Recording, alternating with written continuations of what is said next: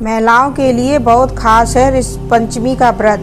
जाने ऋषि पंचमी का महत्व, पूजा विधि और शुभ मुहूर्त। हिंदू धर्म में ऋषि पंचमी का त्यौहार महिलाओं के लिए बहुत महत्वपूर्ण माना जाता है। ऋषि पंचमी का व्रत विशेष तौर पर महिलाओं द्वारा जाने अनजाने में हुए पाप को खत्म करने वाला माना गया है।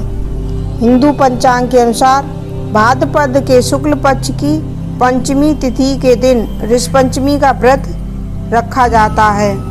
इस दिन सप्तऋषियों की पूजा की जाती है। इस दिन महिलाएं सप्तऋषि की पूजा करके सुख शांति समृद्धि का आशीर्वाद लेती हैं। इसी के साथ मान्यता है कि ऋषि पंचमी की व्रत व कथा का पाठ करने या फिर सुनने से सभी प्रकार के पापों से मुक्ति मिल जाती है। इस व्रत से एक दिन पहले तीज और गणेश चतुर्थी का व्रत भी होता है। आइए जानते हैं ऋषि पंचमी की तिथि। पंचमी तिथि प्रारंभ 31 अगस्त 2022 को दोपहर 3:22 से शुरू होकर 1 सितंबर 2022 को दोपहर 2:49 तक। ऋषि पंचमी पूजा का शुभ मुहूर्त 1 सितंबर को सुबह 11:04 से दोपहर 1:37 तक। महिलाओं के लिए ऋषि पंचमी का व्रत का महत्व। पौराणिक मान्यताओं के अनुसार ऋषि पंचमी का व्रत महिलाओं के मासिक धर्म से संबंधित है। मासिक धर्म के दौरान महिलाओं को धार्मिक कार्यों में शामिल होने की मनाही होती है। अगर कोई महिला मासिक धर्म के दौरान किसी पूजा आदि में शामिल हो जाती है तो उसे कई दोषों का सामना करना पड़ता है।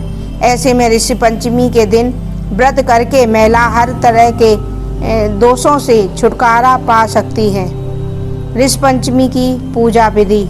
इस दिन महिलाएं घर आदि को साफ सुथरा करने के बाद स्नान आदि करके साफ वस्त्र धारण कर लें। एक चौकी में हल्दी, कुमकुम आदि से चौकोर मंडप बनाकर सप्तऋषि की स्थापना करें।